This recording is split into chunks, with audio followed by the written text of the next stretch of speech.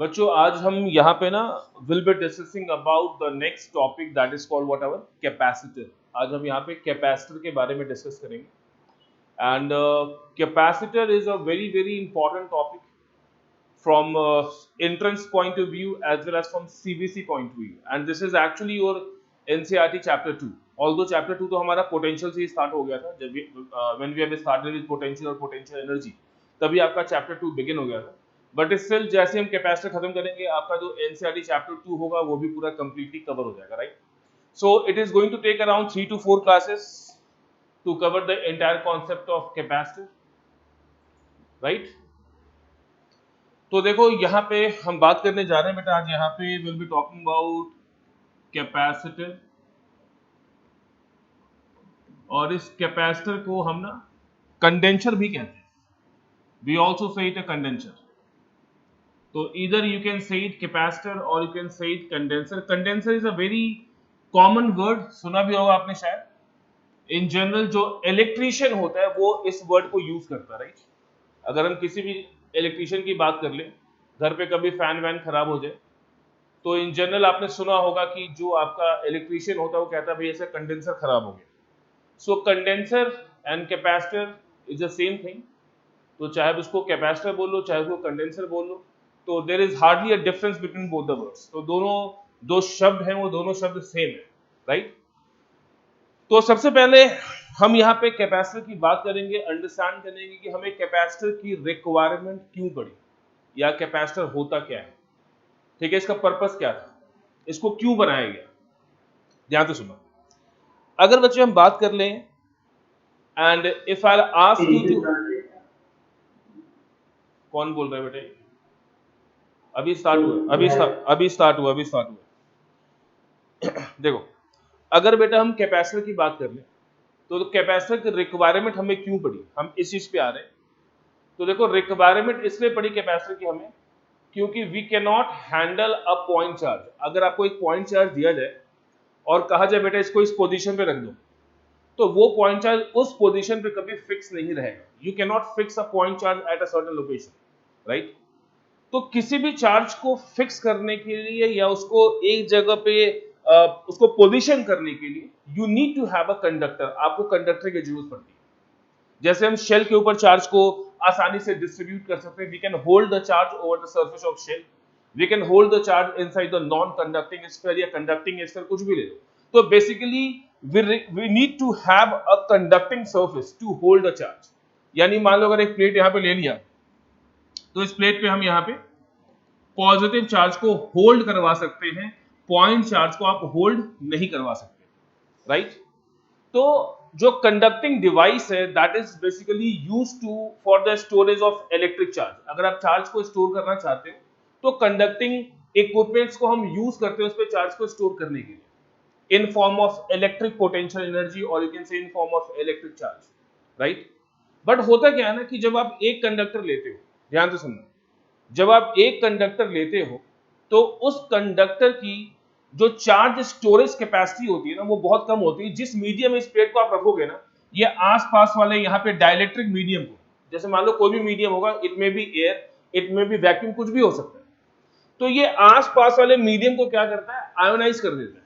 और जब आयोनाइज होगा तो यहां से चार्ज लीक होना स्टार्ट हो जाएगा। यानी एक सिंपल कंडक्टिंग सरफेस में भी आप चार्ज बहुत ज्यादा स्टोर नहीं कर सकते। चार्ज हम स्टोर कर सकते हैं, बट आप अगर एक अच्छे खासे अमाउंट में चार्ज को स्टोर करने की बात करोगे ना, तो एक सिंपल कंडक्टर में भी चार्ज स्टोर नहीं हो पाता। तो देखो, इसके लिए हमने यहां पे क्या बनाया, इसके लिए हमने यहां पे बनाया कैपेसिटर। अब कैपेसिटर क्या होता है? एनी टू कंडक्टर्स, ध्यान से सुनना, irrespective of their shape or size, irrespective of their shape or size, if they are separated by a certain distance, then they form a capacitor। इसको हम कैपेसिटर कहते हैं।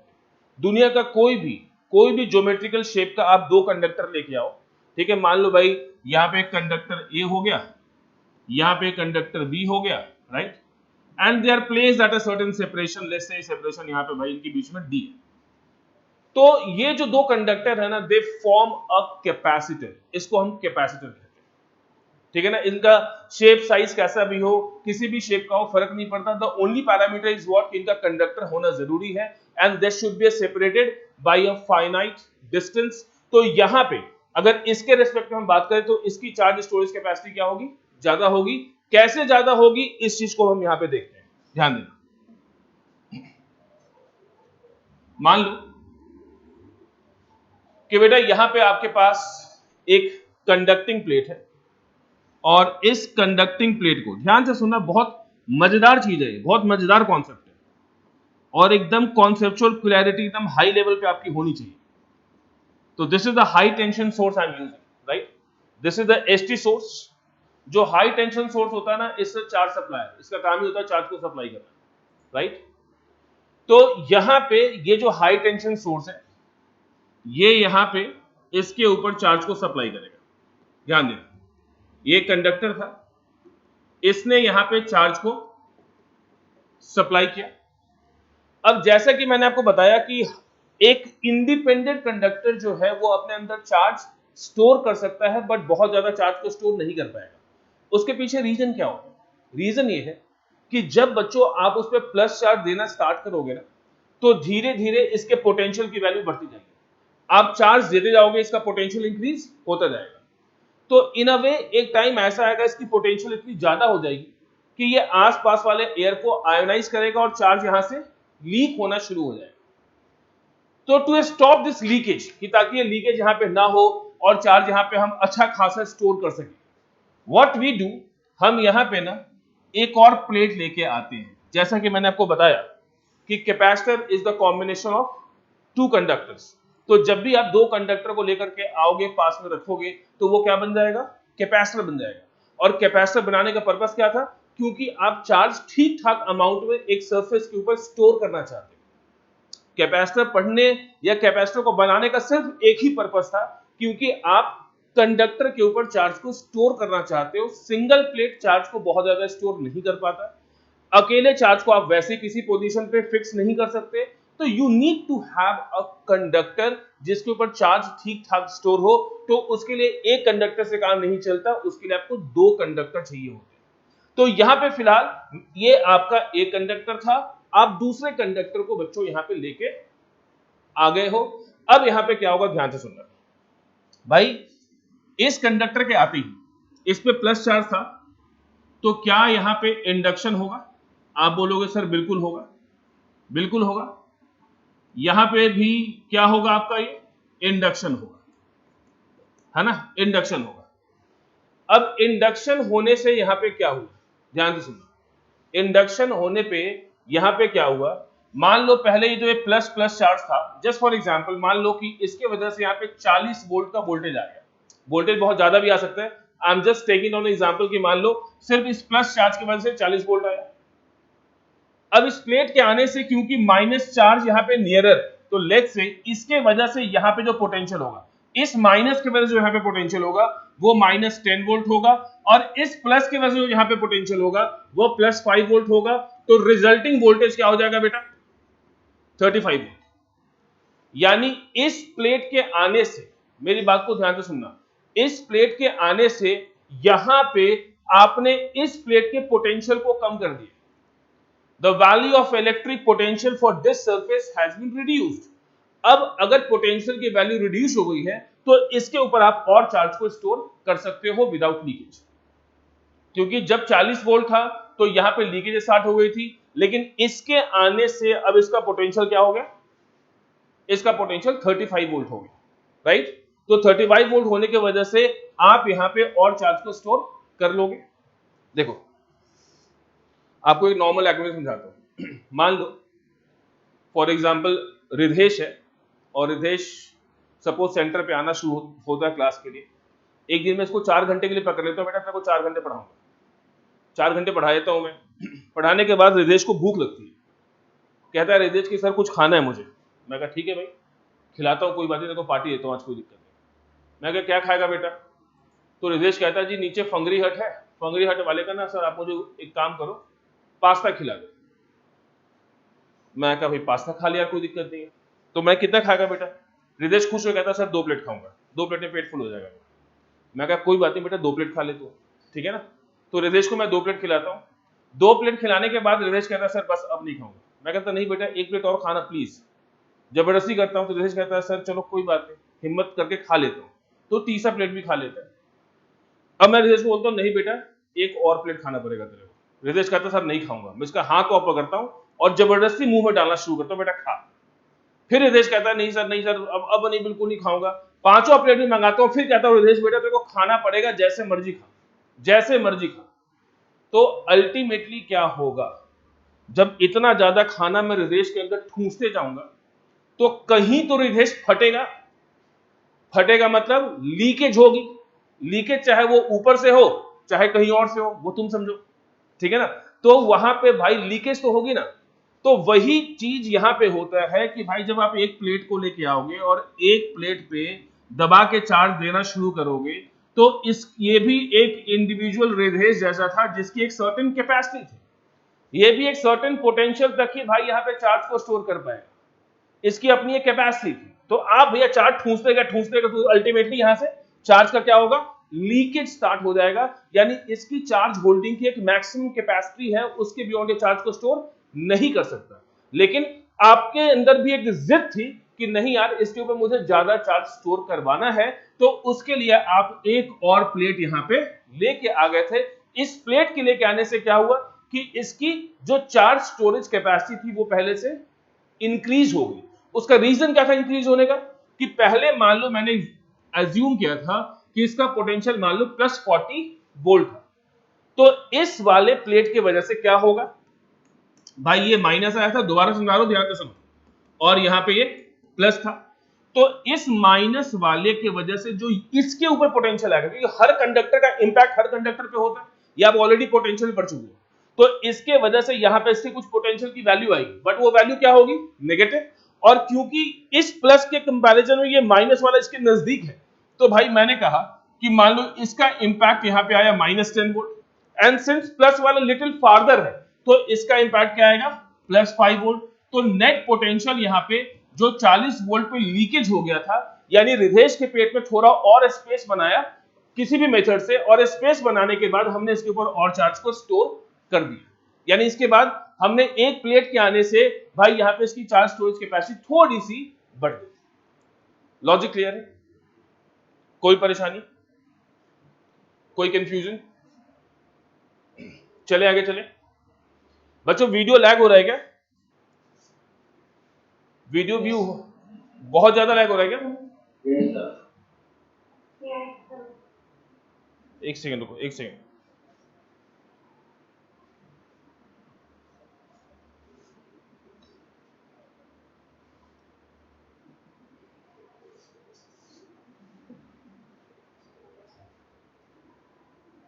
ऐसा होना तो नहीं चाहिए था यार।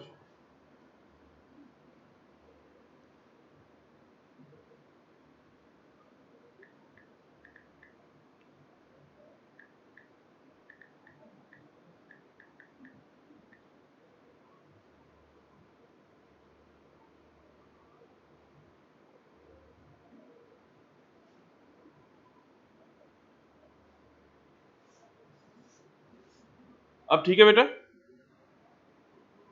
ये अभी भी लैग हो रही है?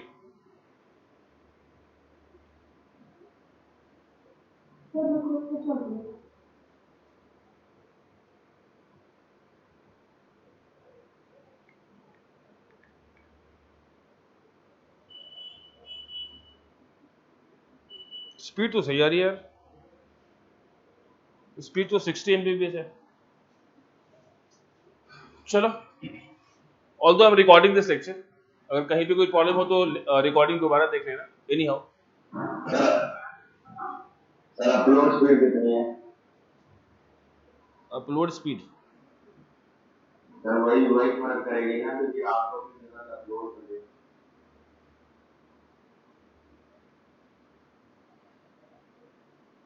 एक सेकंड को,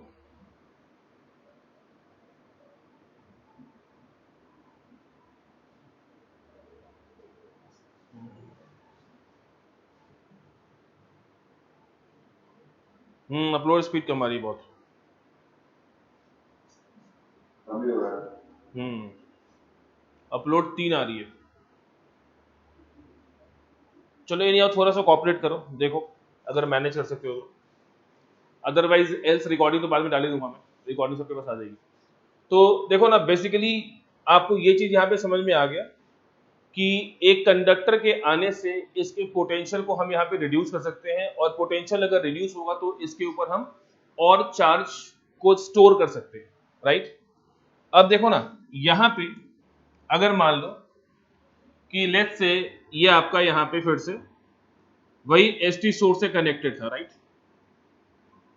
ये एसटी सोर्स से कनेक्टेड था, और आपने यहाँ पे ये प्लस चार्ज दिया, और ये यही प्लस 40 वोल्ट यहाँ पे आ गया, ये प्लस 40 वोल्ट यहाँ पे आ गया, राइट। अब इस अब यहाँ पे क्या है कि आप चाहते हो कि इस चार्ज के मतलब ये जो कैपेसिटर है इसके ऊपर आप और ज्यादा चार्ज स्टोर करना चाहते हो, तो यहाँ पे अब अगर मान लो कि हम एक पॉजिटिव चार्ज प्लेट लेके आ जाए, लेट्स से कि यहाँ पे हम एक प्लेट लेके आ गए, और इस प्लेट के इधर भी भाई माइनस है और इधर भी माइनस है, ठीक है ना। तो अब लेट अस सपोज कि भाई जो इसके ऊपर ये प्लस 40 था, तो इस वाले नेगेटिव का इंपैक्ट मान लो यहाँ पे -10 आया, इस वाले का भाई मान लो इंपैक्ट -5 वोल्ट है, तो अब आपने इसको रिड्यूस करके कहां पहुंचा दिया, 25 वोल्ट। यानी कहने का मतलब क्या है कि अगर आप चाहो तो यहां पे इसके पोटेंशियल को आप रिड्यूस कर सकते हो, ठीक है, by bringing a neutral plate और a positively charge plate near by the capacitor. तो कैपेसिटर प्लेट के नियर बाय ला करके आप यहां पे ऐसा काम कर सकते हो। तो देखो लॉजिक क्या हुआ, ध्यान से सुनना, कि कभी भी अगर आप कैपेसिटर प्लेट के ऊपर चार्ज स्टोरेज की कैपेसिटी को अगर आप इंक्रीज करना चाहते हो, तो ये कैपेसिटर का ना एक बेसिक प्रिंसिपल है, ध्यान से सुनना आप लोग, कि the principle of capacitor based on the fact that by bringing a neutral plate और a positively charge plate near by the capacitor plate, we can reduce the potential of capacitor plate up to a great extent, and we can store more and more charge over it. तो logic I guess बच्चों clear हो गया होगा कि हम यहां पे दूसरा प्लेट लेके क्यों आ रहे हैं। चार्ज स्टोरेज वाला प्लेट यही है, इसके ऊपर हम चार्ज को स्टोर करना चाहते हैं। ये यहां पे प्लेट सिर्फ इसलिए लेके आया गया है नेगेटिव प्लेट को कि ताकि हम इसके ऊपर चार्ज ज्यादा से ज्यादा स्टोर कर सके। लॉजिक क्लियर है बच्चों। तो अब आप कैपेसिटर का पहले डेफिनेशन लिखो, कैपेसिटर का डेफिनेशन लिखो।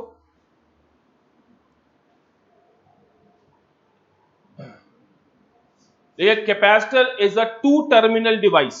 टू टर्मिनल क्यों बोलते हैं भाई, क्योंकि जैसे भाई आप रेजिस्टेंस को कंडक्टर में या वायर में कनेक्ट करते हो ना दो तरफ से, जैसे इसको ऐसे कनेक्ट कर दिया, तो उसी तरीके से ये कैपेसिटर होता है जिसको आप दो तरफ से कनेक्ट कर सकते हो।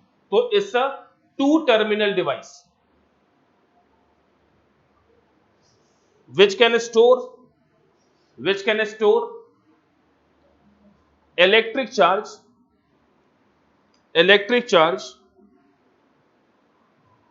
in form of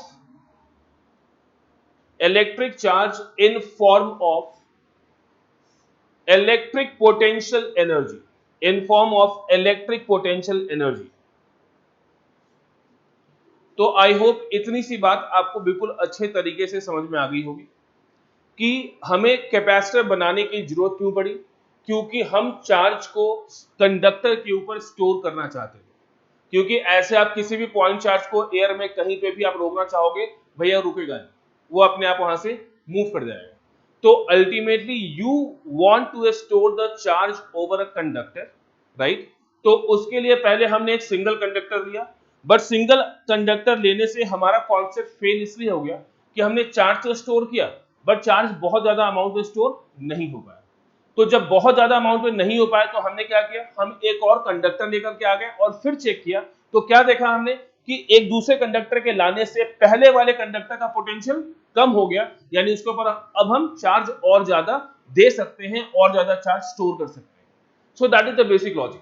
तो यहीं से हमने फिर कैपेसिटर को इस तरीके से भी डिफाइन किया कि any two conductors irrespective of any shape और size separated by small distance is also known as capacitor. तो उसको भी हम कैपेसिटर कह सकते हैं।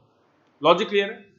तो प्रेफरेबली हम क्या बोलते हैं कि भाई मान लो अगर एक कंडक्टर है यहां पे और ये भी कंडक्टर है और लेस से इनको अगर सोर्स से कनेक्ट कर दिया, ध्यान दो, सोर्स से कनेक्ट किया, तो ये सोर्स यहां पे क्या करता है, ये सोर्स यहां पे इसको पॉजिटिव चार्ज दे देगा, राइट, और यहां पे क्या आ जाएगा आपका नेगेटिव चार्ज आ जाएगा, बिकॉज ये वाला कंडक्टर यहां पे प्लस से कनेक्टेड है, ये माइनस से कनेक्टेड है, तो इस पे प्लस और इस पे क्या आएगा माइनस। अब मेरी बात ध्यान से सुनो, अब इनके बीच में हमेशा एक पोटेंशियल डिफरेंस एग्जिस्ट करेगा। जाहिर सी बात है कि जो आपका पॉजिटिव प्लेट होगा वो हाई पोटेंशियल पे होगा, ये लो पोटेंशियल पे होगा, तो इनके बीच में हमेशा यहाँ पे पोटेंशियल डिफरेंस एग्जिस्ट करेगा। तो ये पोटेंशियल डिफरेंस कंट्रोल कौन करेगा? सोर्स। सोर्स मतलब आपका सेल या बैटरी जो भी आप यूज कर रहे हो, वो पोटेंशियल डिफरेंस यहां से मिल रहा है। अगर इस पोटेंशियल को यहां पे बढ़ाओगे, ध्यान से सुनना, इस पोटेंशियल को यहां से अगर आप बढ़ाते हो पोटेंशियल डिफरेंस को, तो आपका चार्ज यहां पे इंक्रीज होता चला जाता है, यानी as V increases your charge increases. ध्यान से सुनना, वोल्टेज के बढ़ाने से चार्ज क्या हो रहा है भाई? बढ़ता जा रहा है। तो वोल्टेज के बढ़ाने से अगर चार्ज बढ़ेगा तो क्या हम ऐसा कुछ कह सकते हैं कि charge is directly proportional to potential difference? तो ये जो V है यहां पे, this V is a potential difference between the two plates. तो ये जो दो प्लेट्स हैं, दो सरफेसेस हैं, इसका क्या है? एक तरीके से ये पोटेंशियल डिफरेंस है। तो यहीं से जब इस पोटेंशियल डिफरेंस को आप रिमूव करते हो तो आपको एक कांस्टेंट मिलता है, और उस कंबक्ट कांस्टेंट को हम कैपेसिटेंस कहते हैं। This is called capacitance of a capacitor. This is your capacitance. तो इसको हम कैपेसिटेंस कहते हैं। जैसे आपका रेजिस्टेंस होता है V इक्वल टू IR, तो हम कहते हैं भाई V is directly proportional to I, that was the Ohm's law. तो ये लॉ नहीं था, दिस वाज ऑल एक्सपेरिमेंटल, और यहां पे हमने देखा कि जो Q है वो डायरेक्टली प्रोपोर्शनल टू V आ गया, तो भाई यहां पे जो C आया that is called what ever capacitance. अब अगर हम इसके SI यूनिट की बात कर ले भाई, तो SI यूनिट कैपेसिटेंस का बच्चे जो होता है that is what ever farad. Logic clear है? तो ये कैपेसिटेंस किसका हो गया बेटा? कैपेसिटर का। कैपेसिटेंस किसका होता है? कैपेसिटर का। तो आपको बेटा पहले चीज की कैपेसिटर का मीनिंग क्लियर होना चाहिए कि कैपेसिटर का पर्पस क्या था, वो आपको समझ में आ गया होगा। Capacitor is a charge storage device, ठीक है ना, और इसमें हमें हमेशा दो कंडक्टर चाहिए होता है क्योंकि हम चार्ज ज्यादा से ज्यादा स्टोर करना चाहते हैं। तो देखो, जो charge on the positive plate of a capacitor होगा, ये भैया ये कैपेसिटर प्लेट कहलाता है, ध्यान दो, जो पॉजिटिव वाला होता है वो हमेशा कैपेसिटर प्लेट कहलाता है, and this is called charge on the capacitor plate. इधर वाले चार्ज से कोई फर्क नहीं पड़ता, चाहे ये न्यूट्रल हो चाहे अपॉजिटिव चार्ज हो, दोनों केस में ये कैपेसिटर कहलाएगा, लेकिन कैपेसिटर प्लेट कौन कहलाएगा? पॉजिटिव प्लेट वाला। तो जो पॉजिटिव प्लेट है that is called what ever capacitor plate. तो जो charge on the positive plate होगा उसी को भाई हम यहां पे चार्ज ऑन द कैपेसिटर बोलेंगे। लॉजिक क्लियर है? अब ध्यान देना, जो कैपेसिटेंस ऑफ कैपेसिटर होगा, ठीक है ना बेटा, मैं ये कह रहा हूं कि जो किसी भी प्लेट में, जैसे मान लो ये सरफेस है, यहां पे प्लस क्यू चार्ज है, तो जो भी charge on the positive plate होगा, देखो दूसरे प्लेट को आप क्यों लेके आ रहे हो, समझो, यहां पे दूसरे प्लेट का कोई रोल नहीं था, हमने दूसरे प्लेट से एक कॉम्बिनेशन बनाया दैट इज कॉल्ड कैपेसिटर। दूसरा प्लेट इसलिए आया था कि पहले प्लेट के पोटेंशियल को रिड्यूस करके उस पर चार्ज को स्टोर कर दे। तो इसलिए मेन प्लेट जहां पे आप चार्ज स्टोर करना चाहते थे that was the positive plate. समझो, लॉजिक को अंडरस्टैंड करो। तो मेन प्लेट आपका कौन था? पॉजिटिव प्लेट हुआ ना, क्योंकि दूसरा तो भैया उसका काम ही सिर्फ इसके पोटेंशियल को रिड्यूस करना ताकि हम और चार्ज यहां से इसमें दे सके। That was our purpose. अब हम बात करते हैं कैपेसिटेंस की। तो देखो, जो कैपेसिटेंस ऑफ अ कैपेसिटर होता है ना, वो देखो, एक तो आपको बात समझ में आ गई कि कैपेसिटेंस जो कैपेसिटर होगा वो कॉम्बिनेशन में लाई करेगा, कॉम्बिनेशन में ही लाई करता है। हालांकि यूजुअली लोग एक सिंगल प्लेट को भी कभी कभी कैपेसिटर कह देते हैं by treating other plate at infinity. Logic clear है भाई? एक प्लेट लिया और दूसरे प्लेट को एज्यूम कर लिया इंफिनिटी पे, तो ऐसे बोल के भी सिंगल प्लेट को some time we can say कि भाई ये भी कैपेसिटर है, लेकिन यूजुअली अगर हम बात करें, इन जनरल बात करें, जब भी हम कैपेसिटर की बात करेंगे, कैपेसिटर हमेशा कॉम्बिनेशन में आएगा, एक पॉजिटिव प्लेट दूसरा नेगेटिव, तो ये हमेशा इसी कॉम्बिनेशन में आपका एग्जिस्ट कर रहा होगा। लॉजिक क्लियर है? तो जो कैपेसिटेंस होगा ना, ध्यान से सुनना, किसी भी कैपेसिटर का जो कैपेसिटेंस होता है वो उसके चार्ज स्टोरेज पर डिपेंड नहीं करता। यानी अगर मान लो, एक छोटा एग्जांपल देता हूं, अब जैसे मान लो एक बॉटल है, राइट, अगर मैं इस बॉटल के वॉल्यूम की बात करूं तो लेट्स से इसका वॉल्यूम मेरे ख्याल से 1 लीटर के आसपास होगा, राइट। अब इसमें भाई पानी हो या ना हो, राइट, ये कंप्लीटली फिल्ड हो, हाफ फिल्ड हो, कंप्लीटली एम्प्टी हो, अगर मैं इस बॉटल के वॉल्यूम की बात करूंगा तो आप हमेशा क्या बोलोगे? 1 लीटर। यानी इस बॉटल का जो वॉल्यूम है, इसके अंदर जो आपने वाटर स्टोर कर रखा है उसके ऊपर डिपेंड नहीं करता, क्योंकि जो वॉल्यूम है वो डिफाइंड है। व्हेनेवर आई लास्ट, चाहे पानी हो या ना हो, आप बॉटल का वॉल्यूम 1 लीटर ही डिफाइन करोगे। तो कैपेसिटेंस भी ऐसी ही क्वांटिटी होती है कि मान लो 2 कंडक्टर है, लेकिन उस पर चार्ज हो या ना हो, उसके पास उसकी कैपेसिटेंस होगी। कैपेसिटेंस की वैल्यू ऑलरेडी प्री डिफाइंड होती है, चाहे उस पर चार्ज आधा स्टोर हो ना हो, मेरी बला से मैक्सिमम स्टोरेज हो, तब भी उसके पास अपनी कैपेसिटेंस होगी, और वो फिक्स होती है, वो वेरिएबल नहीं होती। कैपेसिटेंस हमेशा दो कॉम्बिनेशन के ज्योमेट्रिकल शेप, साइज और मीडियम वगैरह के फैक्टर पे डिपेंड करता है, जिसको हम बाद में अभी डिस्कस करेंगे। लॉजिक क्लियर है? कोई कंफ्यूजन यहाँ पे बच्चों? आगे चलते हैं। ये जो यहाँ पे क्यू है, ये मतलब वो वाला चार्ट है जो मतलब प्लेट पे ऑलरेडी है। किस पे कम बैक अगेन। फॉर्मूला था उसमें जो तो चार्ट है वो देखो ना, यहाँ पे Q equal to C V है, बट ये C तो कांस्टेंट है ना बेटा, दिस C इज कांस्टेंट, ये कांस्टेंट है, यानी Q is directly proportional to V। Q किस पे डिपेंड कर रहा था? V पे। तो Q कैपेसिटेंस पे डिपेंड नहीं कर रहा। अगर हम यहाँ पे बात कर लें तो जो QV ग्राफ यहाँ पे होगा, मान लो भाई यहाँ पे आपने Q ले लिया, मान लो यहाँ पे V ले लिया, तो QV ग्राफ कैसा होगा? ऐसा होगा। तो it is going to be a straight line.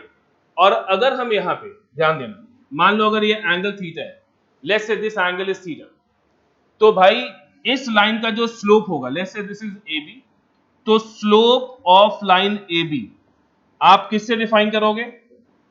तो slope of line AB is defined by tan theta, और tan थीटा इस केस में it is always going to define the whatever capacitance. किसको डिफाइन करेगा भाई? ये हमेशा capacitance को डिफाइन करेगा। लॉजिक क्लियर है बच्चों? अब मान लो एक छोटा सा क्वेश्चन, लेट्स से कि भाई यहां पे ये V है, यहां पे ये Q है, लेट्स से भाई यहां पे ये A है, this makes an angle 60 degree, let's say यहां पे B है, this makes an angle 30 degree. आपको बोला गया भाई find the ratio of capacitance of A to the capacitance of B। Capacitance of A to the capacitance of B का ratio निकालना है। तो इस केस में जो रेशियो होगा वो क्या होगा? तो जाहिर सी बात है कि जो यहाँ पे tan 60 होगा वो किसको डिफाइन करेगा? 1/CA को। भाई this is a VQ graph, it was not a QV graph, it was a VQ graph. तो अगर ये VQ ग्राफ है तो tan 60 यहाँ पे इसको डिफाइन करेगा, तो tan 60 यहाँ पे भाई इसको डिफाइन करेगा 1/CA को। फिर उसी तरीके से जो tan 30 होगा दैट विल डिफाइन 1/CV। तो देखो यहां से बेटा आपका 1/CA 1/CB is known, and now you can find the ratio.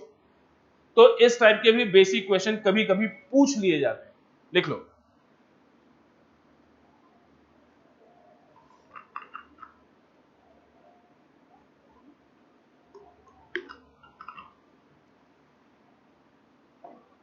और ध्रुव, अर्श, तुम सबका कैमरा ऑफ हो गया भाई। गौरी, प्रियांशी, अदिति, मतलब तुम लोग को हर क्लास में मुझे बार बार बोलना पड़ता है, या तो मैं भी कैमरा ऑफ करके तुमको पढ़ाना शुरू कर लूं, दैट विल बी बेटर। यही होगा ना? इसका मतलब तो ये कि मैं भी अपने टच पैड पे क्लासेस सब लिखूंगा और फिर मैं दिखूंगा नहीं कभी भी। गलत बात है बहुत ही। इतनी बार समझाने के बाद भी you guys do not follow the protocol. भाई बताया कि जब भी मैं क्लास लूं तो भाई आपका कैमरा ऑन होना चाहिए। सम टाइम चलो भाई समझ में आता है कि भाई एरर होगा, लेकिन बार बार एक ही बात को रिपीट करते रहो, मतलब इट डजंट लुक नाइस।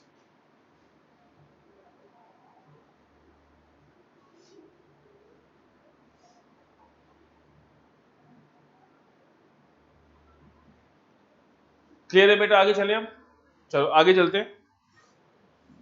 तो आपको अब बेटा कैपेसिटर और कैपेसिटेंस दोनों अच्छे से समझ में आ गया होगा, and I hope the logic is very much clear to all of you. अब यहां पे ध्यान देना, नाउ आई एम आस्किंग बेटा find dimensional formula, dimensional formula for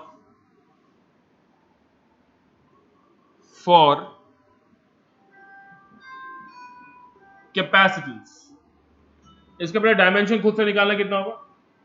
what is the dimension of capacitance?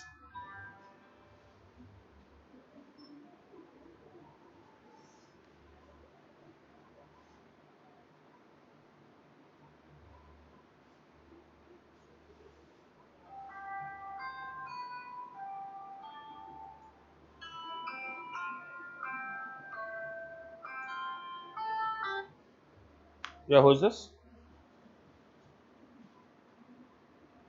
कहां से? अच्छा, Jui from Tilak Nagar. Jui, right now in the middle of a meeting. I'll call you back around 6:30, right?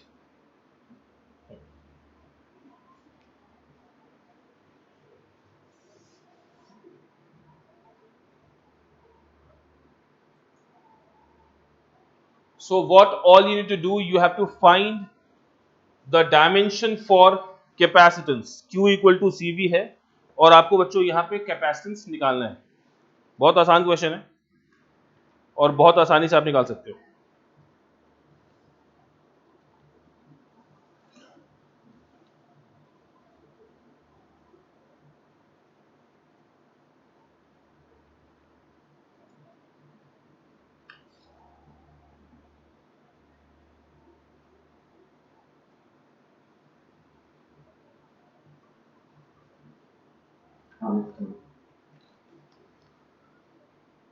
आगे सबका आ गया?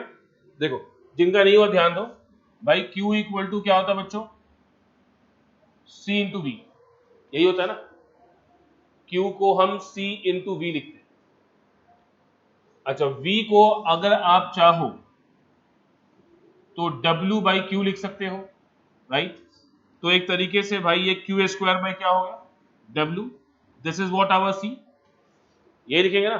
तो अब Q क्या होता है बेटे आपका? आपको पता है Q को आप करंट इनटू टाइम, यानी ये a स्क्वायर टी स्क्वायर हो गया। और रही बात वर्क डन की, तो वर्क डन क्या हो गया बेटा? ml2t minus 2। This is the what our work done. तो अगर हम यहां से भाई डायमेंशन को डिफाइन कर लें, तो जो डायमेंशनल फॉर्मूला होगा वो m minus 1 l minus 2 t raised to power 4 and a2. So this is the dimensional formula for whatever capacitance. तो ये आपके बेटा कैपेसिटेंस का डायमेंशनल फॉर्मूला हो गया, राइट? अब देखो, मैंने आपको बेटा कैपेसिटर का डेफिनेशन तो लिखवा दिया, आपको पता है इसे charge storage device. There is a difference between the definition and the principle of capacitor. जैसे व्हेन आई से कि बेटा जैसे मैंने आपसे फिजिकल सिग्निफिकेंस जैसे पूछता हूं ना कि बेटा physical significance of electric field बताओ, फिजिकल सिग्निफिकेंस ऑफ डाइपोल बताओ, that doesn't mean that I am asking the definition. तो उसी तरीके से अगर मैं, हर डिवाइस का अपना एक प्रिंसिपल होता है, तो प्रिंसिपल का मतलब ये नहीं होता कि आप लिख दो भैया it's a type of device which can store electric charge into, that is going to be a wrong answer. तो प्रिंसिपल ऑफ कैपेसिटर का बेटे आप लिख लो कि what you have to write for principle of capacitor, क्योंकि अगर principle of capacitor school exam में आया, बोर्ड एग्जाम में आया, तो कम से कम 2 मार्क्स का आता है। लिखिए प्रिंसिपल ऑफ कैपेसिटर, लिखना बच्चों, the principle of capacitor, the principle of capacitor is based on the fact, is based on the fact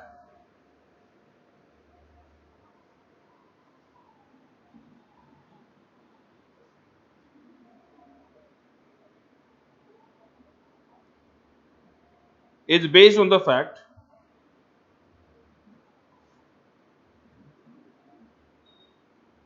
that by bringing a neutral plate, by bringing a neutral plate or oppositely charged plate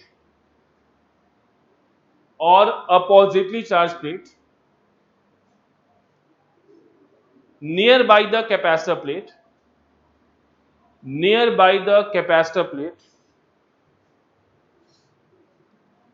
we can reduce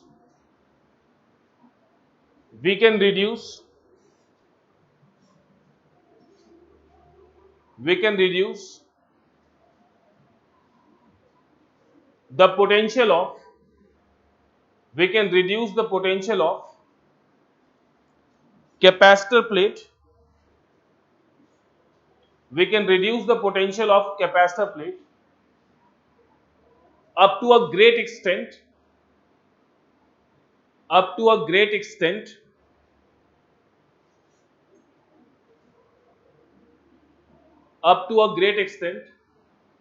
and we can store more charge over it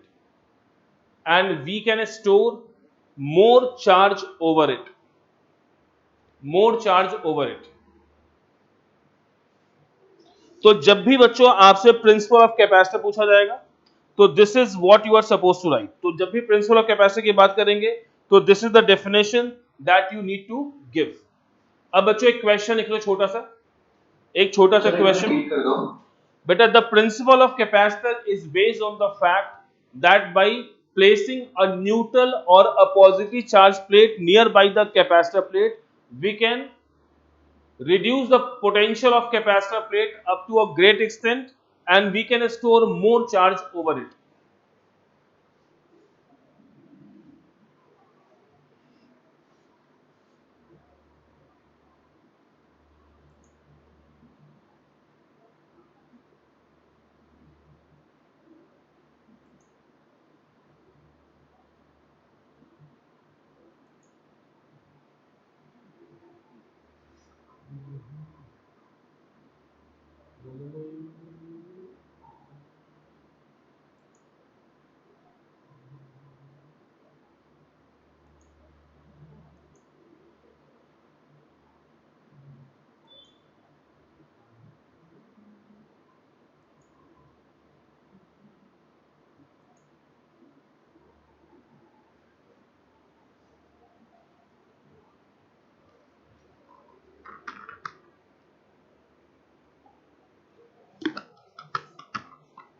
store charge हम उससे निकालेंगे जिसका potential difference reduce हुआ है। क्या बेटा store charge जो store उससे निकालेंगे जिसका पोटेंशियल डिफरेंस रिड्यूस हुआ है। हाँ, जो चार्ज अगर हम जब निकालते हैं, जब आप Q equal to CV use करते हो तो उसमें जो चार्ज आता है वो मेन प्लेट जिसका पोटेंशियल रिड्यूस करे उसका आता है, क्योंकि आप पोटेंशियल रिड्यूस करके आपकी इंटेंशन क्या है उसमें और ज्यादा चार्ज को स्टोर करना। So this is why you are reducing the potential. Clear है बेटा? मतलब यहां तक आई होप कि सबको लॉजिक क्लियर हो गया होगा, राइट? और अच्छे तरीके से ये बात समझ में आ गई होगी भाई कि कैपेसिटर होता क्या है, ठीक है ना? देखो की पॉइंट आप फिर से समझ लो, क्योंकि ये समझना बहुत जरूरी है, क्योंकि यही बात ना बच्चों को समझ में नहीं आती। तो की पॉइंट आप समझ लेना यहाँ पे। पहला चीज, हमारी इंटेंशन क्या थी? To locate the charge, to locate और प्लेस द चार्ज, तो चार्ज को हम एक मतलब लोकेट, प्लेस या पोजीशन जो भी आप बोल सकते हो, लोकेट बोलो, प्लेस बोलो, आप पोजीशन बोलो, कि चार्ज को आप पोजीशन करना चाहते थे। उसके लिए वी वेंट फॉर कंडक्टर, क्योंकि आप एक पॉइंट चार्ज को लेके हवा में पोजीशन नहीं कर सकते कहीं पे, तो हमने भाई एक कंडक्टर का हेल्प लिया।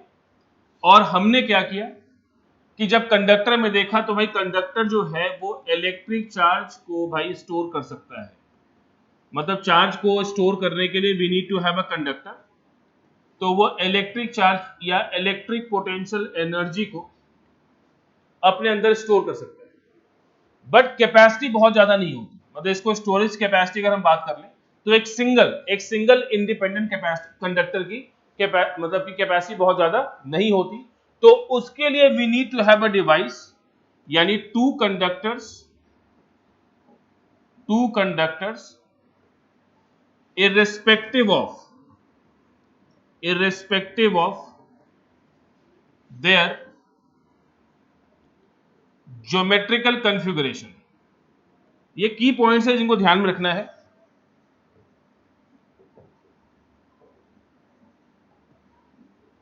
if placed at a certain distance,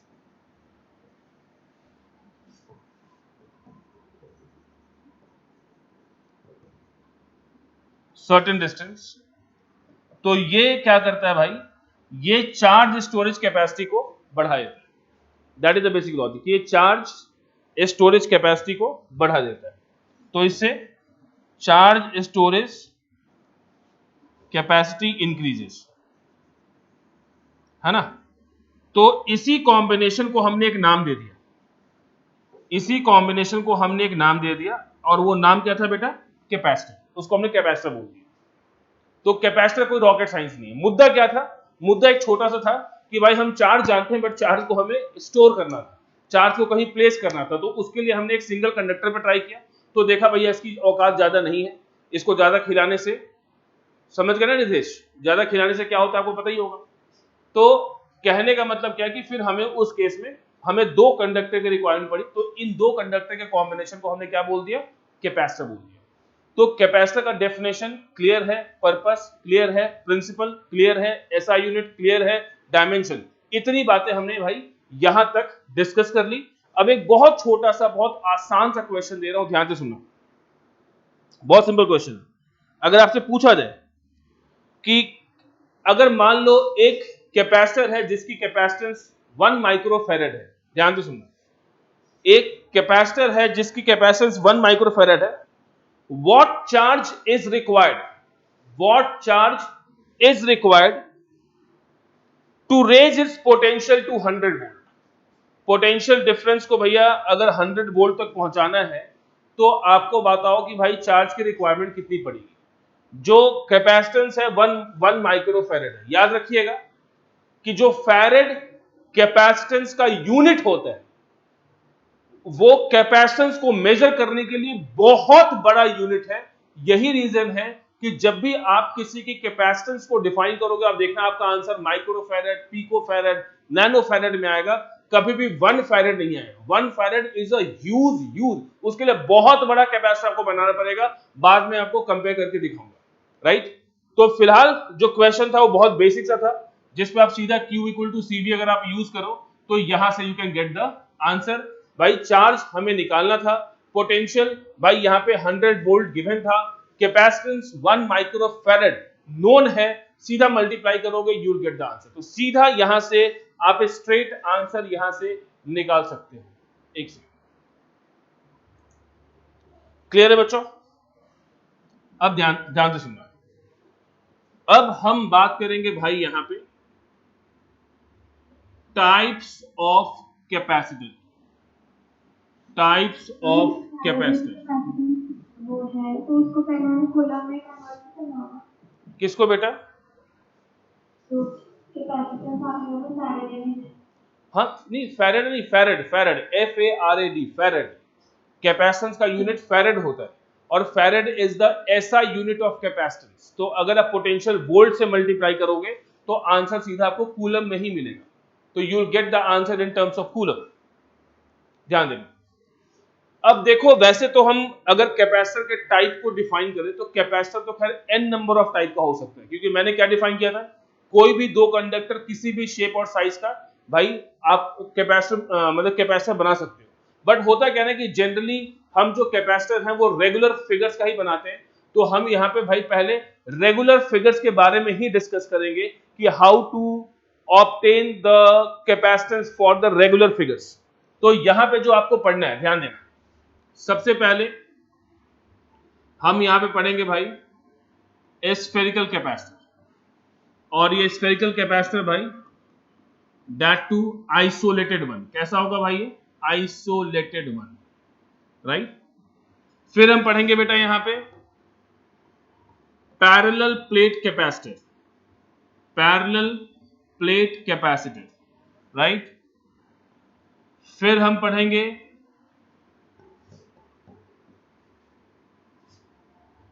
concentric spherical capacitor, concentric spherical capacitor, right. फिर मैं आपको पढ़ाऊंगा बच्चों सिलेंड्रिकल कैपेसिटर, सिलेंड्रिकल कैपेसिटर, है ना। तो ये जो है ये 4 टाइप का कैपेसिटर हम यहां पे पढ़ेंगे, राइट। इसमें अगर बच्चों मैं बात कर लूं तो ध्यान देना, इसमें जो ये वाला पार्ट है और जो ये वाला पार्ट है भाई ये एनआईसी है, मतलब नॉट इन सीबीएसई। हालांकि इन दोनों के ऊपर क्वेश्चन आपको एनसीईआरटी के एडिशनल में दिखेगा। जब आप एनसीईआरटी सॉल्व करोगे तो you will get the question on concentric spherical capacitor and cylindrical capacitor, ये आपको क्वेश्चंस दिखेंगे, राइट। बट मीनवाइल अगर मैं डेरिवेशन की बात कर लूं कि भाई कैपेसिटेंस ऑफ स्फेरिकल कैपेसिटर क्या होगा या फिर पैरेलल प्लेट कैपेसिटर का कैपेसिटेंस क्या होगा, तो इसका डेरिवेशन आपके स्कूल सिलेबस में यानी आपके सीबीएसई पॉइंट ऑफ व्यू से इंपॉर्टेंट है। अदरवाइज ये दोनों चीजें इन मतलब कि स्कूल एग्जाम में नहीं पूछी जाएंगी। ऑल्दो विल डिस्कस ऑल 4, लेकिन मैंने आपको बता दिया है कि इन दोनों के बारे में आपको स्कूल सिलेबस में नहीं पढ़ना। देखो तो अब बच्चों हम बात करेंगे, सबसे पहले यहां पे डिस्कस करेंगे अबाउट आइसोलेटेड स्फेरिकल कैपेसिटर। ध्यान देना, हमें इसका क्या निकालना है बच्चों, we want to find the capacitance. क्या निकालना है, कैपेसिटेंस। अब मेरी बात ध्यान से सुनना, कैपेसिटेंस निकालने के लिए स्टेप्स आपको क्या क्या फॉलो करने पड़ेंगे। बहुत सिंपल स्टेप्स है, ध्यान से सुनना। फर्स्ट स्टेप, सबसे पहला स्टेप कि भाई वहां पे जो भी चार्ज कॉन्फ़िगरेशन हो उसके वजह से इलेक्ट्रिक फील्ड आपको पता होनी चाहिए। अगर इलेक्ट्रिक फील्ड पता है, मतलब भाई स्फेयर हो सिलेंडर हो, इन सब की वजह से आपको इलेक्ट्रिक फील्ड का फॉर्मूला पता है ऑलरेडी, राइट। या प्लेट हो, प्लेट की वजह से भी इलेक्ट्रिक फील्ड का फॉर्मूला आपको पता है। तो इलेक्ट्रिक फील्ड डिफाइन करो। इलेक्ट्रिक फील्ड डिफाइन करने के बाद आप दो चीज को डिफाइन कर सकते हो। अगर फील्ड यूनिफॉर्म है तो potential difference can be calculated by E into D. ऐसा मैंने आपको बचपन में पढ़ाया था, मतलब आई मीन टू से पोटेंशियल में आपको मैंने ऐसा पढ़ाया है कि जब फील्ड यूनिफॉर्म हो तो आप सीधा V इक्वल टू ईडी को यूज कर सकते हो। Third, we can also use delta V equal to minus E dot dr for finding the potential difference। अब ये कब यूज करेंगे हम, ये मास्टर्स इक्वेशन कब यूज करेंगे, जब आपका इलेक्ट्रिक फील्ड वेरिएबल हो। जब फील्ड वेरिएबल हो, जैसे सिलेंडर केस आएगा तो सिलेंडर में लैम्डा बाई 2 पाई सारे नॉट r आता है, यानी r मतलब वेरिएबल डिस्टेंस, तो उस केस में आपको ये यूज करना पड़ेगा। जैसी पोटेंशियल डिफरेंस निकाल लोगे, चौथा फॉर्मूला आप यूज करोगे Q इक्वल टू सी। अब चार्ज नोन होगा, V नोन होगा, तो आप C को यहां से निकालोगे। तो these are the steps followed, ये steps हमें फॉलो करने होंगे, and by following these steps you will be able to define the capacitance of any damn configuration।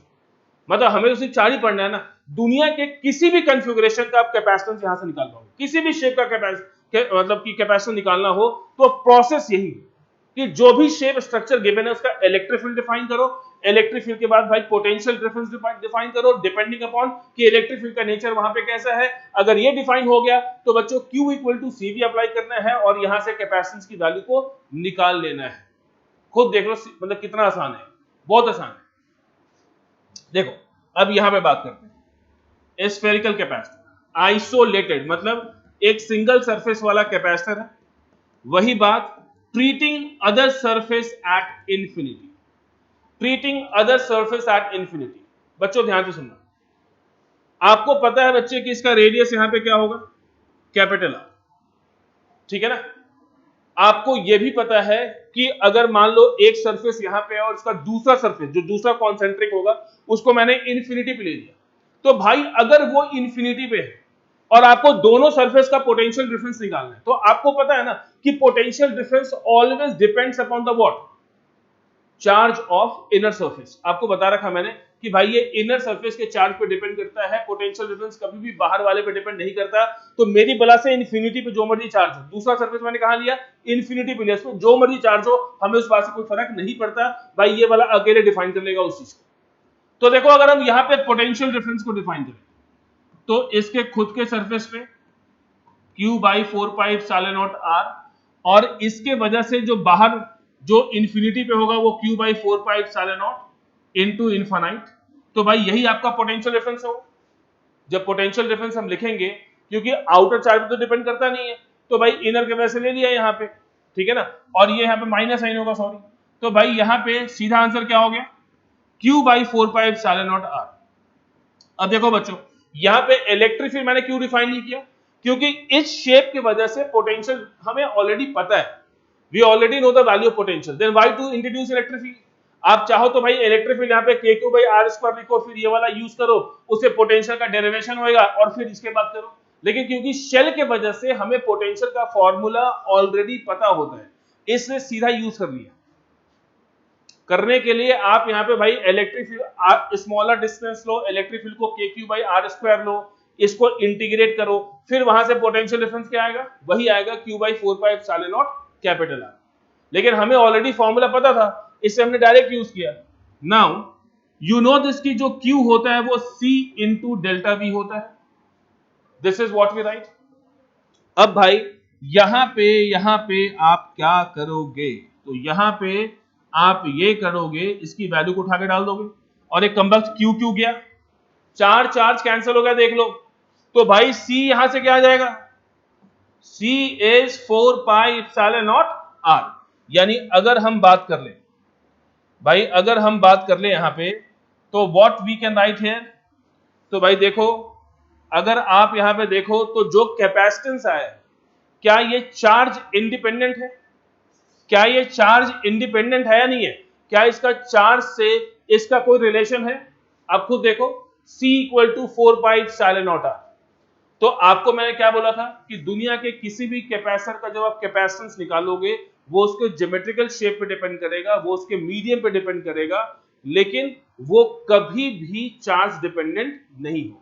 Charge हो या ना हो, ठीक है, it is going to have the value of capacitance. Capacitance की वैल्यू ऑलरेडी यहां पे एग्जिस्ट कर रही होती है, और आई गेस आपको ये बात समझ में आ गई, राइट। अब यहां पे एक चीज हम प्रूव करेंगे, और वो चीज क्या है, तो ध्यान से सुनना। To show that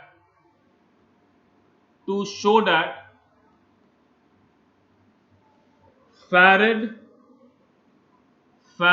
is a very big unit,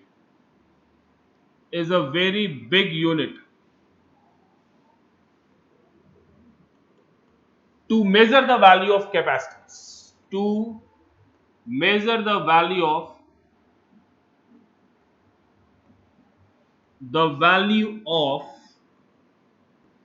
capacitance। अब इसको हम प्रूव करेंगे कि भाई फैरेड एक बहुत बड़ा यूनिट है। क्या है फैरेड, बहुत बड़ा यूनिट है। मान लो भाई यहां पे कि ये अर्थ है, क्या एज्यूम कर लिया मैंने, एक अर्थ एज्यूम कर लिया यहां पे कि भाई ये अर्थ है, और इस अर्थ का रेडियस R है, ठीक है ना, अर्थ का रेडियस R है। अगर मैं बोलूं, देखो यहां पे एजम्पशन क्या है, treating earth as a spherical capacitor. तो आपने भाई इसको यहां पे एक स्फेरिकल कैपेसिटर एज्यूम कर लिया, तो जाहिर सी बात है उस केस में रेडियस क्या हो जाएगा बेटा, 6400 किलोमीटर। यही आपको पुट करना पड़ेगा। यानी इतना बड़ा कैपेसिटर, अर्थ जितना बड़ा एक कैपेसिटर ले लिया आपने, ठीक है ना, क्या होगा, तो देखो क्योंकि ये आइसोलेटेड स्फेरिकल कैपेसिटर आपने एज्यूम कर लिया है, तो फॉर्मूला क्या यूज करोगे आप, C equal to 4 pi epsilon naught R, right.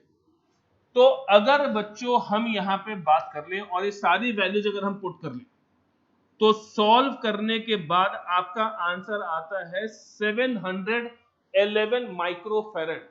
आप देख लो, अगर गलती से आपने अर्थ जितना बड़ा कैपेसिटर क्रिएट कर लिया, विच इज प्रैक्टिकली इम्पॉसिबल, कोई भी ह्यूमन भाई अपने लाइफ साइकिल में इतना बड़ा कैपेसिटर क्रिएट नहीं कर पाएगा, लेकिन अगर कर लिया तब भी आंसर माइक्रोफैरेड में आएगा। माइक्रोफैरेड में, किस में आएगा भाई? माइक्रोफैरेड में आएगा, यानी 10⁻⁻6 के पावर में आएगा। यानी सोचो कि 1 फैरेड कितनी बड़ी वैल्यू है। तो farad is a very big unit to measure the value of capacitance. अगर कहीं पे ये बात आपसे पूछी जाए तो आप उसको इस तरीके से एक्सप्लेन कर सकते हो कि why farad is a very big unit to measure the value of capacitance. लिख लो।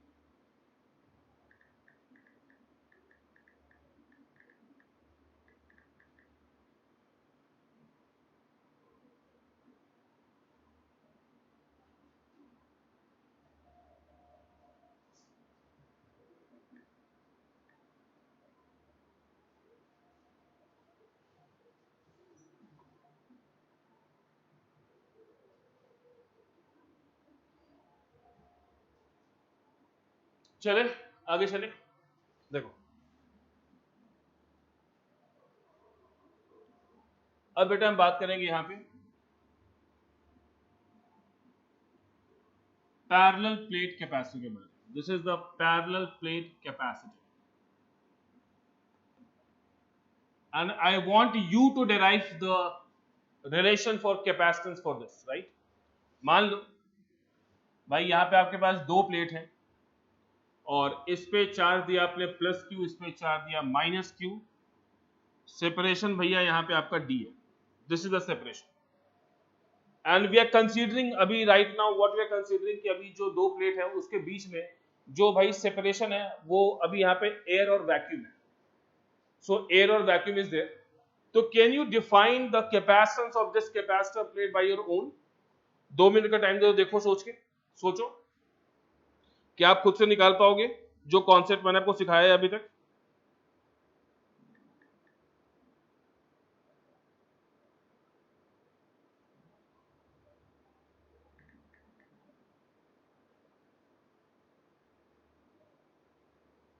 That 2Q sin 1 upon sigma. 2Q 2Q sin upon sigma.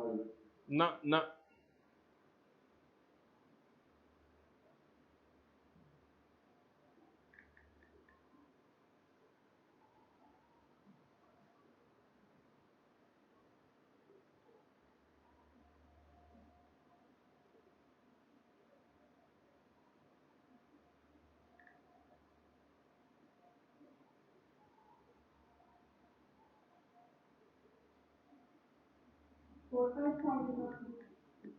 क्या बेटा 4 5 साइन तो नहीं आएगा। यहाँ पे आपको फील्ड डिफाइन करना पड़ेगा। पहले फील्ड डिफाइन करो। Approach this through electric field.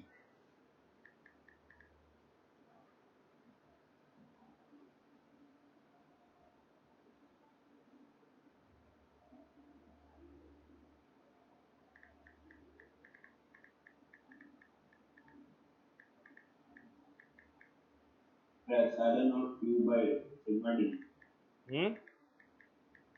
Sir सिर्फ epsilon naught A by epsilon naught A by D आएगा।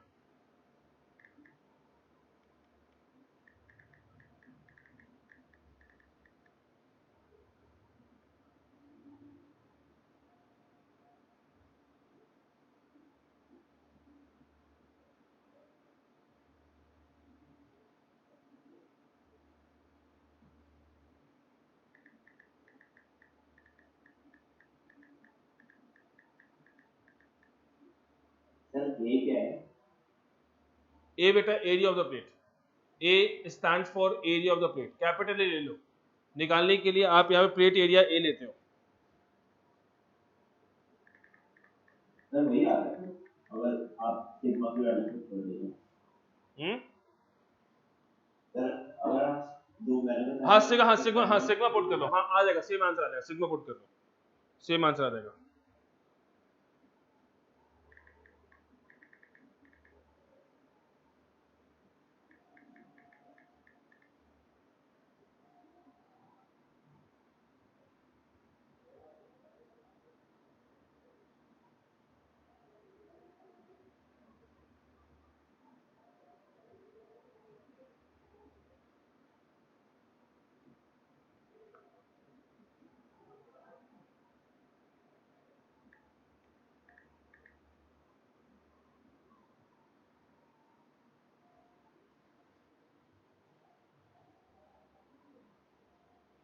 देखो बहुत सिंपल था बच्चों, यहां पे अगर हम इलेक्ट्रिक फील्ड को डिफाइन करें, आपको पता है कि यहां पे इलेक्ट्रिक फील्ड की वैल्यू क्या होती है, सिग्मा बाई एप्सिलॉन नॉट। ऐसा आप गॉसेस के लास्ट एप्लीकेशन में देख चुके हैं। अगर यहाँ पे चार्ज आइडेंटिकल है तो आप इलेक्ट्रिक फील्ड को क्या ले सकते हो, सिग्मा बाई एप्सिलॉन नॉट। और ये इलेक्ट्रिक फील्ड यहाँ पे कैसा है, ये इलेक्ट्रिक फील्ड यहाँ पे यूनिफॉर्म है। कैसा नेचर इलेक्ट्रिक फील्ड का, यूनिफॉर्म। तो इस सिग्मा को आप चार्ज अपॉन एरिया लिख सकते हो, this is Q by A epsilon not. यानी अगर हम पोटेंशियल डिफरेंस की बात कर लें तो potential difference electric field into distance होगा, क्योंकि फील्ड यूनिफॉर्म है तो we can use V equal to ED। और बच्चों अगर हम यहां पे इसकी वैल्यू को डाल लें, देखो तो पोटेंशियल डिफरेंस आपका ये आ रहा है, this is the potential difference that we have calculated. Purpose क्या था, we wanted to find the capacitance. हमारा मुद्दा क्या भाई, हम कैपेसिटेंस को यहाँ पे इवैल्यूएट करना चाहते हैं। तो C को इवैल्यूएट करने के लिए हम यहाँ पे क्या करेंगे, देखो जो Q होगा वो C इंटू V होगा, यानी C is equal to Q upon V। यानी यहाँ पे what we can write, this is Q divide by Q by A epsilon not into D, Q Q cancel. तो जो कैपेसिटेंस यहाँ पे आएगा that is A epsilon not upon D। तो this is the formula for capacitance of a parallel plate capacitor. तो ये capacitance of a parallel plate capacitor का formula है, ठीक है, that is visible in front of you. तो C is equal to क्या आ गया यहाँ पे, A epsilon not divide by D। लिख लो। तो जब भी हम पैरेलल प्लेट कैपेसिटर की बात करेंगे तो पैरेलल प्लेट कैपेसिटर का जो कैपेसिटेंस होगा बच्चों वो हमेशा A epsilon not by D होगा। अब मेरी बात ध्यान से सुनो। अब अगर हम बात करें तो वी कैन राइट, लिख लेना कि capacitance of a capacitor plate, capacitance of a capacitor plate depends upon following factor, depends upon following factor. First लिख लेना बच्चों, फर्स्ट लिखो area of the plate, area of the plate. Second लिखो distance between the plates, distance between the plates. Third लिखो medium between the plate, medium between the plate. जैसे इस case में मैंने यहां पे भी एयर और वैक्यूम लिया था, जरूरी नहीं है कि इन दो प्लेट के बीच में हमेशा एयर और वैक्यूम रहे, it can be any medium, कोई भी मीडियम आप वहां पे प्लेस कर सकते हो। बट जब डेरिवेशन में कर रहा था तो वहां पे मैंने क्या लिया था, एयर और वैक्यूम लिया था। तो उसके हिसाब से रिजल्ट क्या आया था, C equal to A epsilon not upon D। Otherwise उस दोनों प्लेट के सेपरेशन के बीच में आप कोई भी इंसुलेटर डाल सकते हो। इंसुलेटर को हम यहाँ पे क्या बोलते हैं? Die electric. कंफ्यूज नहीं होना, राइट? तो किसी भी डाइलेक्ट्रिक को हम वहां पे प्लेस कर सकते हैं, तो लेकिन उस केस में उस डाइलेक्ट्रिक की डाइलेक्ट्रिक कांस्टेंट की कुछ वैल्यू होती है, राइट? तो अभी फिलहाल हमने जो पढ़ा है वो क्या पढ़ा है? एयर और वैक्यूम वाला। और आपने देख लिया कि यहाँ पे भी जो कैपेसिटेंस है वो चार्ज डिपेंडेंट नहीं है। कैपेसिटर किस पे डिपेंड कर रहा है? एरिया ऑफ द प्लेट, क्योंकि ये प्लेट होता है प्रॉपर, आपको पता है। तो area of the plate, separation between the plate, और third thing is whatever medium. देखो अब आप इसमें स्टार देके एक पॉइंट लिख लेना। If we fill the gap, if we fill the gap, लिख लो, if we fill the gap between between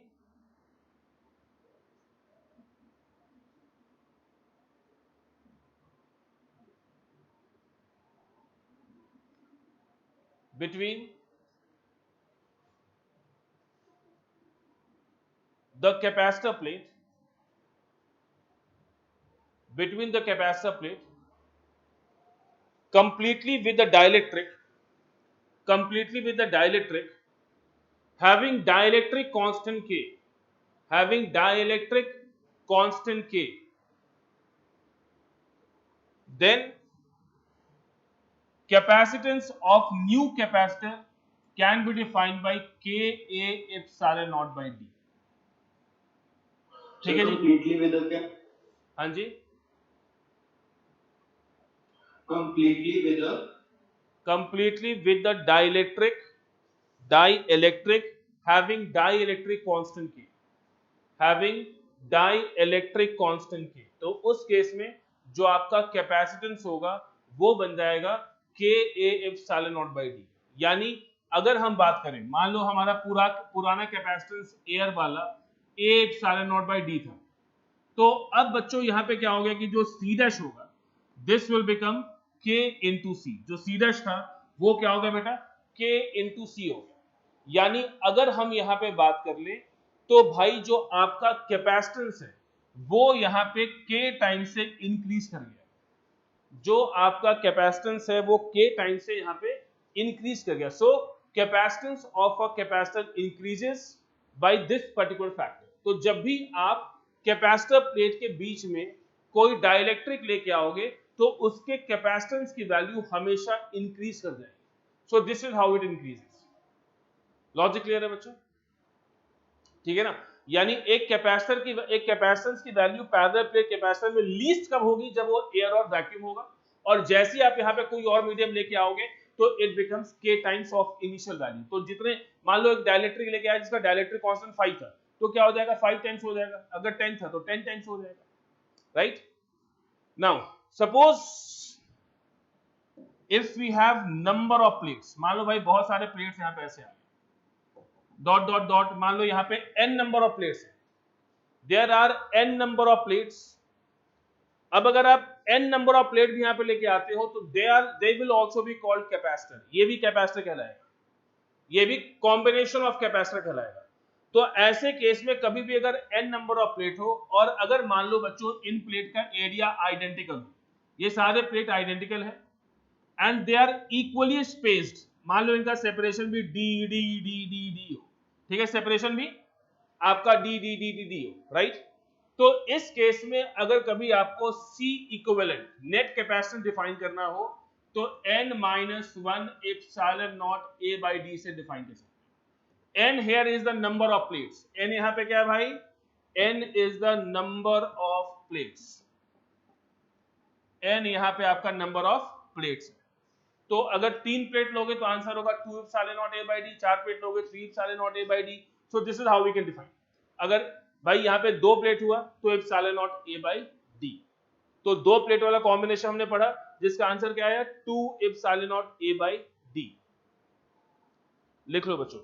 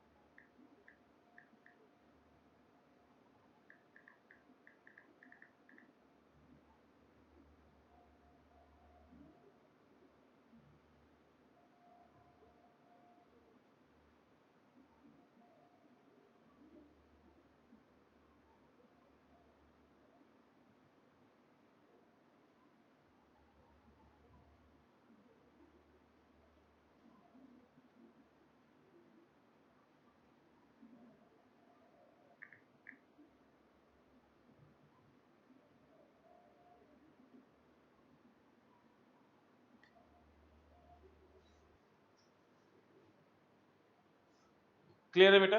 अब देखो, now will discuss one question, बढ़िया क्वेश्चन, इसे सर को सीधा ध्यान दो। यहां पे भाई क्या है आपके पास, now you got two plates, ये दो पैरेलल प्लेट है, देख लो, ठीक है जी। इसका प्लेट लेंथ यहां पे a गिवन और सेपरेशन यहां पे d गिवन। तो what we are going to do भाई, what we are going to do है, we are going to fill them with the dielectric. तो भाई मान लो यहां पे ना ये डाइलेक्ट्रिक फिल कर दिया, ये डाइलेक्ट्रिक यहां पे फिल कर दिया है, और इस डाइलेक्ट्रिक का भाई जो डाइलेक्ट्रिक कांस्टेंट है वो वेरिएबल है, जो डाइलेक्ट्रिक का डाइलेक्ट्रिक कांस्टेंट है वो वेरिएबल है, that is k equal to k not plus alpha x। here k naught and alpha are constants,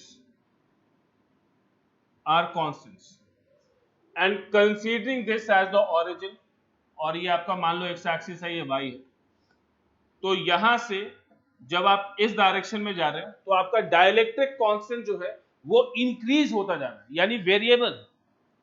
भाई वेरिएबल है तो आपको पता है कि वेरिएबल की चीजों में आपको हमेशा क्या करना होता है, इंटीग्रेशन। तो इस केस में भाई यहां पे क्या यूज होगा आपका, integration.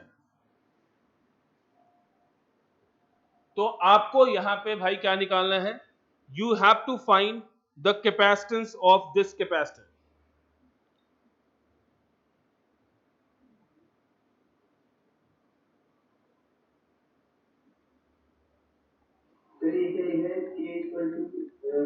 k not plus alpha x.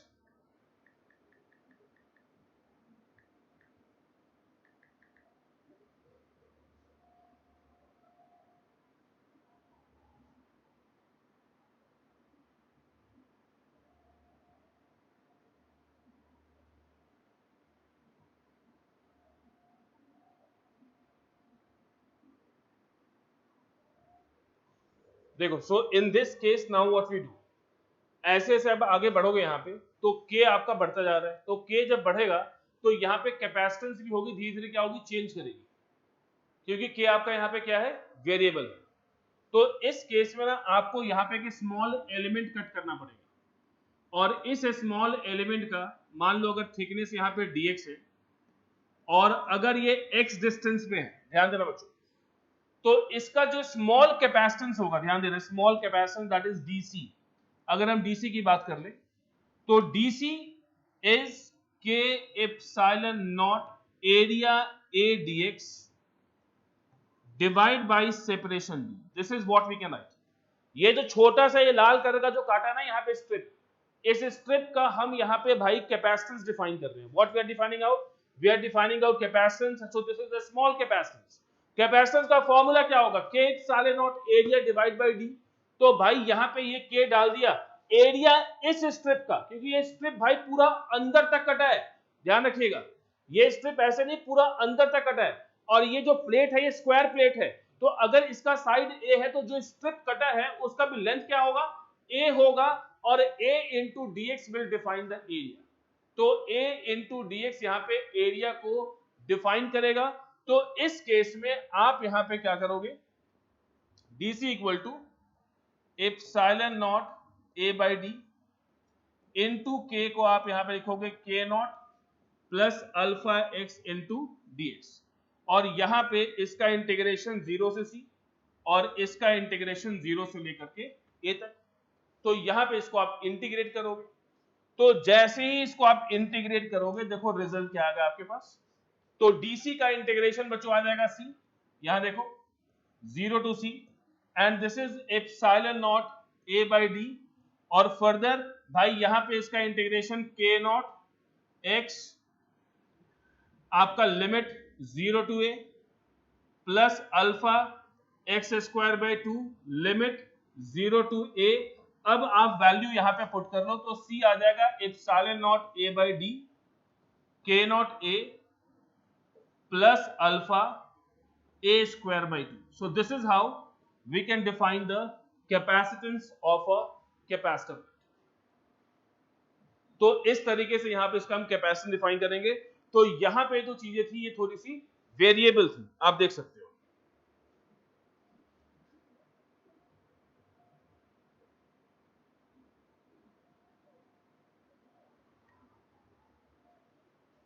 ठीक है बच्चों, हाँ बोलो। एक बार क्वेश्चन मतलब क्वेश्चन एक बार फिर से बता दो क्या था क्वेश्चन। क्वेश्चन है बेटा यहाँ पे डायलेक्ट्रिक जो था ये वेरिएबल था, इस एसी और में सॉल्ट एग्जाम्पल, अगर आपके एसी और में है ये सॉल्ट एग्जाम्पल है उसका, आप देख सकते हो वहां पे। तो ये यहाँ पे चीजें वेरिएबल थी और आपको इसका कैपेसिटेंस निकालना था, ठीक है ना। अच्छा बच्चों ध्यान से सुनना, इसको अब आज यहां तक रहे थे इस टॉपिक को, इसके बाद will be continue in the next class.